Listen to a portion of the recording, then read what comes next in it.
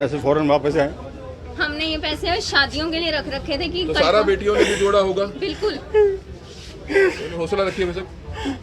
तो आप देख सकते हैं कि बहूजी का हाथ भी पूरा काम नहीं करता, लेकिन शादियों के लिए, दोनों बेटियों की शादियों के लिए पैसा जोड़ा हुआ था, लेकिन घबराए हुए हैं, रो रहे हैं। लेकिन हम कहीं ना कहीं अपील करते हैं आप सभी हाथ जोड़कर कि इन तमाम बेटियों के लिए, इन दोनों बेटियों के लिए, खासतौर पर उनके पिता के लिए, कि इस खबर को शेयर जरूर कीजिएगा ताकि इनका 5.5 लाख रुपया जो एक पिता ने और दोनों बेटियों ने 24-24 घंटे नौकरी कर कर, बैंकिंग लाइन में आप अंदाजा लगा सकते हैं कि कितना प्रेशर रहता है, और उस पैसे को जोड़ा होगा, घर का खर्चा भी निकाला होगा और पैसा भी जोड़ा होगा, लेकिन 5.5 लाख रुपए की राशि किस तरह से बड़े ही शातिराना तरीके से बैंक से निकाल ली जाती है, बैंक अकाउंट से निकाल ली जाती है। मैं प्रेजेंटली दिल्ली में जॉब करती हूँ। मेरा इंडसइंड बैंक यहाँ सेविंग अकाउंट है 2, एक जॉइंट और एक मेरा इंडिविजुअल नाम से। पहले मेरे पास जब मैं कल शाम को सो रही थी तो मेरे फ़ोन पर मेरा फ़ोन बजा, इतने में वो डिस्कनेक्ट हो गया। उसके बाद मेरे पास OTP आया। मैं जैसे OTP रीड करने लगी, इतने में मेरे पास क्रेडिट का अमाउंट आ गया कि मेरे अकाउंट में एक सच अमाउंट क्रेडिट हुआ है। उसके बाद एक और OTP आया, मैं वो पढ़ने लगी, इतने में मेरे डेबिट्स आने शुरू हो गए। 80,000, 55,000 ऐसे करते करते मेरा एक अकाउंट पूरा खाली हो गया। और उसके बाद दूसरे मेरे को घर से फ़ोन आया कि दूसरा अकाउंट भी मेरा खाली हो चुका है। और इतने में मैंने सीधा पुलिस को कॉल करा, पुलिस को कॉल नहीं मिला।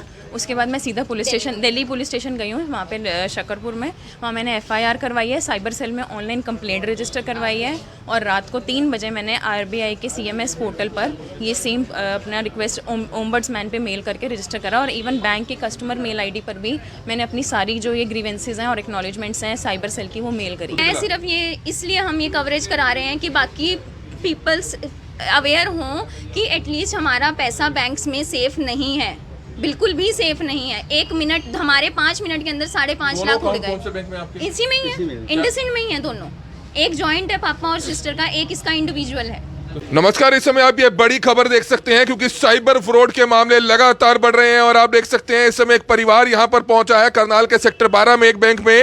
लेकिन हैरान कर देने वाला मामला कि देखते ही देखते 5.5 लाख रुपए बैंक से निकल जाते हैं, अकाउंट से निकल जाते हैं। लेकिन हैरान कर देने वाली बात है कि इतनी बड़ी अमाउंट आखिरकार कैसे निकली है, क्योंकि डेली ट्रांजैक्शन की तरफ भी अगर बात करें तो डेली ट्रांजैक्शन में भी कम से कम 20 या 40 हज़ार या 50 हज़ार रुपया ही निकल पाता है। और इस समय आप देख सकते हैं जो पूरा परिवार है वो इस समय करनाल के सेक्टर 12 में स्थित इंडसइंड बैंक के बाहर जो है इस समय पहुंचा हुआ है। और इस समय आप ये लाइव तस्वीरें इस समय देख सकते हैं। जो जिनका अकाउंट है उनसे भी जानना चाहेंगे, मैम क्या कुछ कहना चाहेंगे, क्या आपका नाम है, कहाँ पर आप जॉब करते हैं और कितने पैसे आपको निकले और कौन से बैंक से? मैं प्रेजेंटली दिल्ली में जॉब करती हूँ। मेरा इंडसइंड बैंक यहाँ सेविंग अकाउंट है 2, एक जॉइंट और एक मेरा इंडिविजुअल नाम से।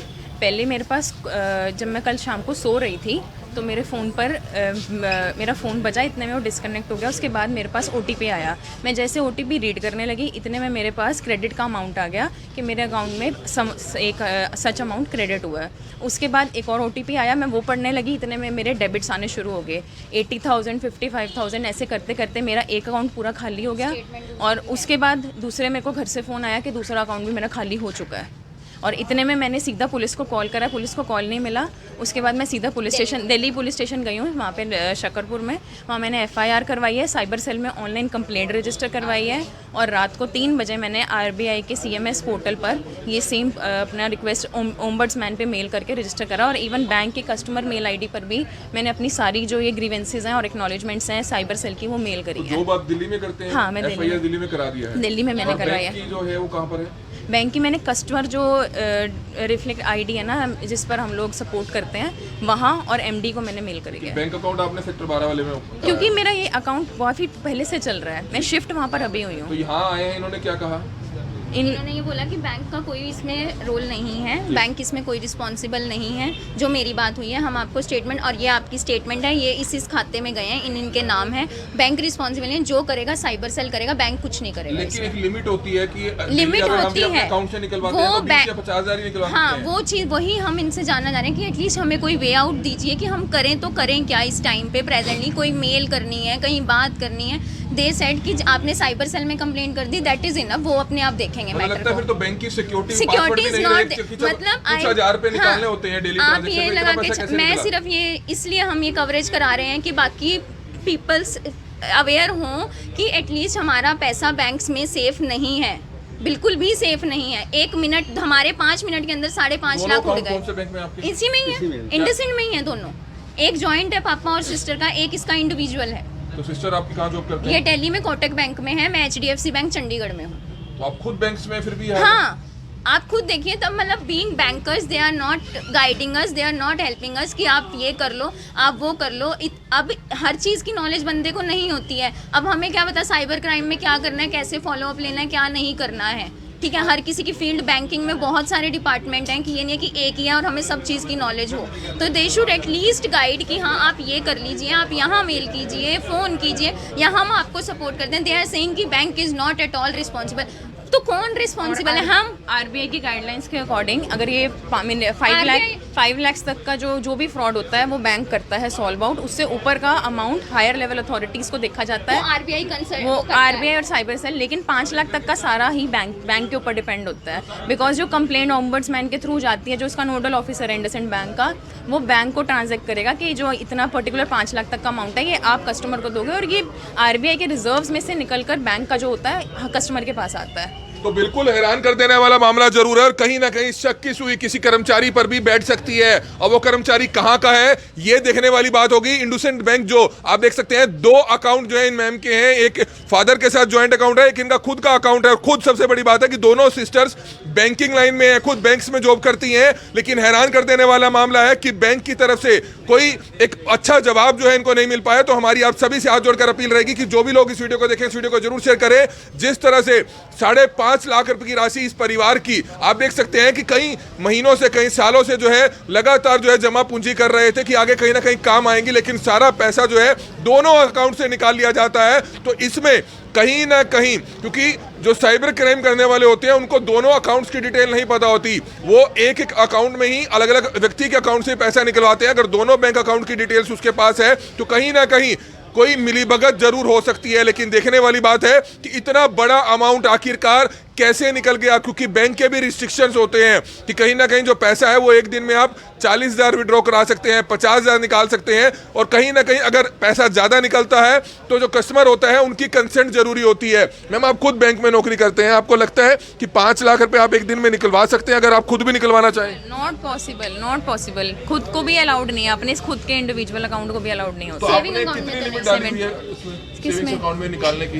एक लिमिट सेट होती है कि 30,000 25,000 पर डे विड्रॉल होता है। उसके अलावा मैंने खुद भी विड्रॉ करने की कोशिश करी है, मुझे नीड थी तो मेरा नहीं हुआ था। मतलब कभी भी अगर आपने ऑनलाइन शॉपिंग भी करनी है खुद भी नहीं निकलता पैसा? मेरे को खुद ही अलाउड नहीं था 25,000 से ज़्यादा। मैंने जितनी बार ट्राई करा है, मुझे इनफैक्ट नीड हुई है कई बार ऐसी, मेरे 25,000 से ज़्यादा खुद के भी नहीं निकले तो हैं। ये इतने लाखों रुपया कैसे निकल गया? आपको लगता है कि कहीं ना कहीं है पॉइंट, कहीं ना कहीं बैंक में मेरा अकाउंट मतलब मेरे फ़ोन से हैक करा गया है, जिससे मेरी ऐप हैक हुई है और मेरे ईमेल आईडी तक सर है। मेरी ईमेल आईडी हैक होके मेरे सारे FD जो ब्रेक हुई है, जो मैं आपको बता रही हूँ, जो FD हमारी ब्रेक हुई है वो without any OTP, without any consent नहीं वो होती है।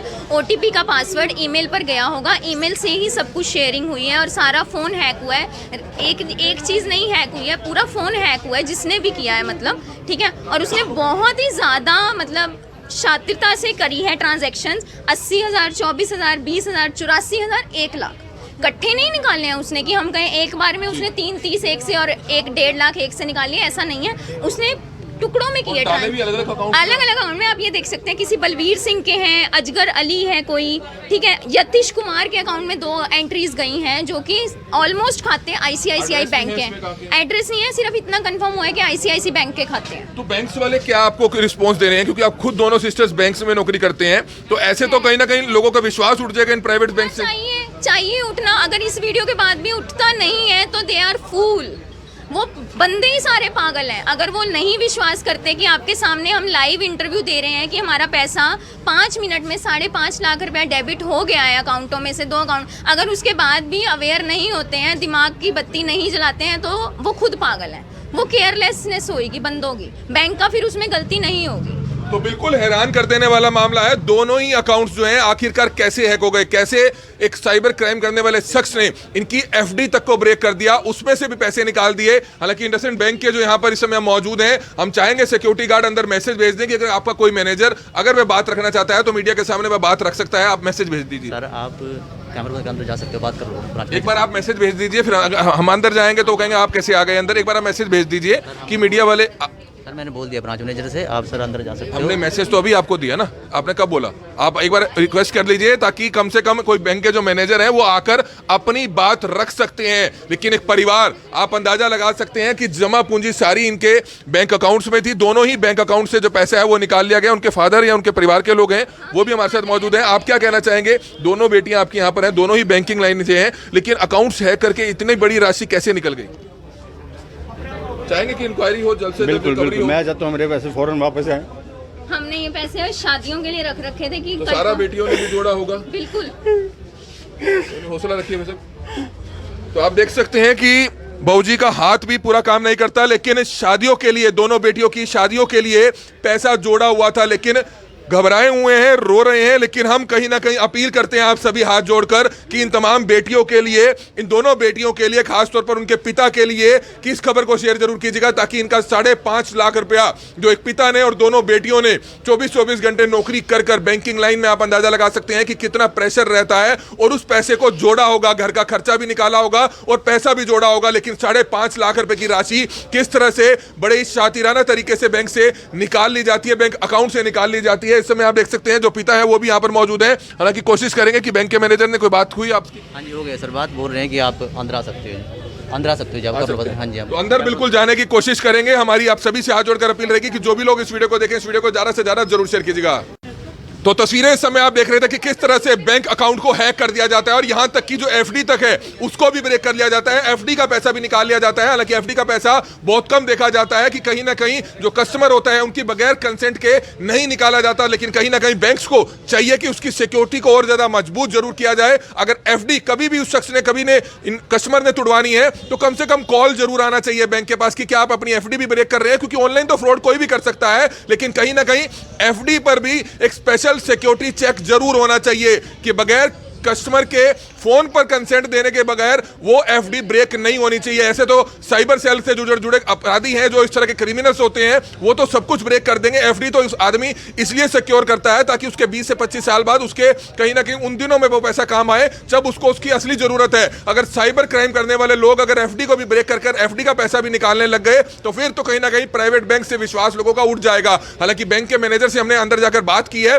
कैमरे के सामने वो नहीं आकर बोलते, लेकिन हमने उनसे रिक्वेस्ट जरूर की है ताकि परिवार की मदद की जा सके। बेटियों की शादी करनी थी, बेटियों ने खुद किस तरह से जॉब कर खुद दोनों बैंकिंग लाइन में है, किस तरह से पैसा जोड़ा था, उनके पिता ने पैसा जोड़ा था ताकि बेटियों की शादी में काम आ पाए। 5.5 लाख रुपए के करीब जो है बैंक से निकाल लिया जाता है, अकाउंट से निकाल लिया जाता है, हैक कर दिया जाता है। साइबर क्राइम के तहत मामला दर्ज हो गया। करनाल के एसपी गंगाराम पुनिया और दिल्ली पुलिस के जो ऑफिशियल्स हैं उनसे भी हमारी हाथ जोड़कर अपील है कि जल्द से जल्द इस मामले में संज्ञान लिया जाए। अगर पुलिस चाहे तो निश्चित तौर पर इस मामले को ट्रेस किया जा सकता है और इनका जो पैसा है वो वापस दिलवाया जा सकता है। लेकिन कहीं ना कहीं पुलिस को कड़ी मेहनत जरूर करनी पड़ती है। ऐसा नहीं है कि साइबर क्राइम के मामले ट्रेस नहीं होते हैं, लेकिन 10, 20, 30 हजार रुपए के लिए हमने देखा है कि पुलिस उस लेवल पर मेहनत नहीं करती है। लेकिन एक बड़ा अमाउंट है, चाहे गरीब आदमी का 10-20 हजार हो तो उसके लिए वो लाखों के बराबर होता है। हालांकि उसमें भी गंभीरता से जरूर जो है पुलिस को कार्रवाई करनी चाहिए। लेकिन एक और बड़ा मामला जो 5.5 लाख रुपए की राशि जो है निकाल ली जाती है, एक ओटीपी आता है, ओटीपी उन्होंने डाला नहीं या कहीं अप्लाई नहीं किया ओटीपी के लिए, लेकिन अपने आप ही वो अकाउंट जो है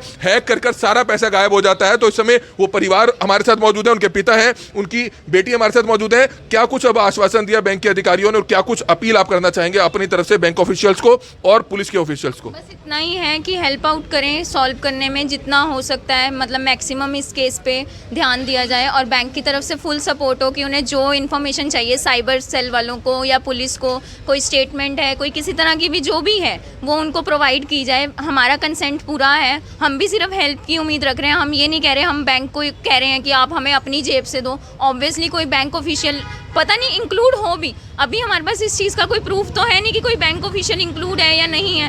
वी कांट से एनीथिंग कि हाँ हम इस पे शक कर रहे हैं उस पे। हमें तो सिर्फ इतना है कि आप हेल्प आउट करो प्रॉपर वे में, हमें थोड़े सॉल्यूशंस दो। बाकी हमने अपनी तरफ से पूरी वो कर दी है जो हाँ हम कंप्लेंट कर सकते थे, साइबर सेल, आरबीआई, ओम्बड्समैन में हर जगह हमने मेल कंप्लेंट्स वगैरह कर दी हैं, ऑनलाइन भी। उसके बाद अब हम एक बार एसपी से भी मिलना चाहेंगे कि अगर उनके पास कुछ हमारा केस जाए तो शायद जल्दी सॉल्यूशन और पुलिस हरकत में आएगी इसके बाद कि हाँ कुछ हुआ है। तो बिल्कुल सीनियर पुलिस अधिकारियों से मिलने के बाद कहीं ना कहीं जो इन्वेस्टिगेशन है उसमें कुछ तेजी जरूर आएगी। तो निश्चित तौर पर हम बैंक के अधिकारियों से, मैनेजर से और हायर इनकी जो ऑफिशियल्स हैं उनसे भी अपील करते हैं कि कहीं ना कहीं आपकी हेल्प जरूरी है। अगर आप हेल्प नहीं करेंगे तो परिवार को इंसाफ नहीं मिल पाएगा, क्योंकि कहीं ना कहीं जिम्मेवारी कहीं ना कहीं आपकी भी है कि आखिरकार एफडी तक कैसे ब्रेक हो जाती है बगैर कंसेंट के, कस्टमर के कंसेंट के एफडी को ब्रेक नहीं करना चाहिए। इस चीज का कहीं ना कहीं एक स्ट्रिक्ट जो कानून है वो बैंक्स को जरूर बनाना चाहिए, ताकि अगर एफडी ब्रेक हो रही है तो आप उसी नंबर पर कम से कम फोन कर कस्टमर की कंसेंट जरूर लें। क्योंकि अगर साइबर क्राइम करने वाला शख्स है